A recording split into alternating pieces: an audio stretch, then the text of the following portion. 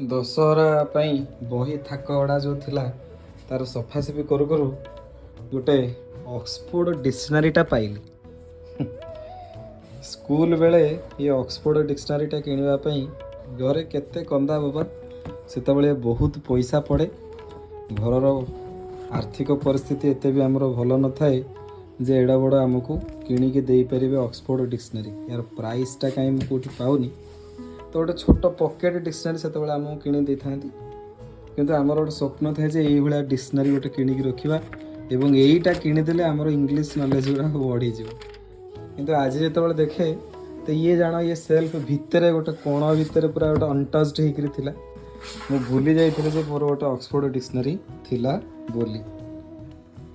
ତେଣୁ ଆଜିର ଏଇ ଡିଜିଟାଲ ଯୁଗରେ ଇଏ ଅକ୍ସଫୋର୍ଡ଼ ଡିକ୍ସନାରୀ ଯେଉଁଟାକୁ ଆମେ ସେତେବେଳେ ଭାବୁଥିଲେ ଯେ ଗୋଟେ ବହୁତ ବଡ଼ ଜିନିଷ ଆମ ପାଇଁ ଆଚିଭମେଣ୍ଟ, ଯେ ଆମ ପାଖରେ ବହି ଅଛି, ଆଜି ଦେଖ ୟାର କୌଣସି ଭ୍ୟାଲ୍ୟୁ ନାହିଁ। ତେଣୁକରି ଏଥିରେ ଗୋଟେ ସିମ୍ପଲ୍ ଜିନିଷ ମୁଁ ଦେଖିଲି କି ୟାର ୟୁଜଫୁଲନେସ୍ ଆଉ କିଛି ନାହିଁ।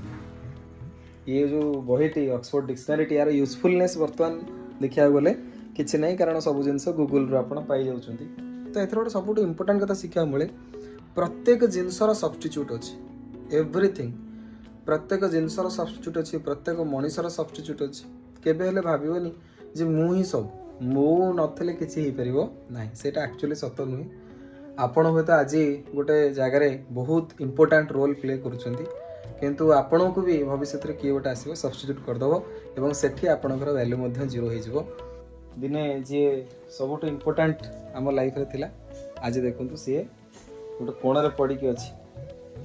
ତେଣୁ କେତେବେଳେ ଯେ ଆପଣଙ୍କୁ କିଏ ସବଷ୍ଟିଚ୍ୟୁଟ୍ କରିଦେବ, କେତେବେଳେ ଯେ ଆପଣଙ୍କର ଭ୍ୟାଲ୍ୟୁ ପୁରା ଟପ୍ରୁ ଜିରୋ ହେଇଯିବ, ସେଇଟା କିଛି ବି କହିହେବନି।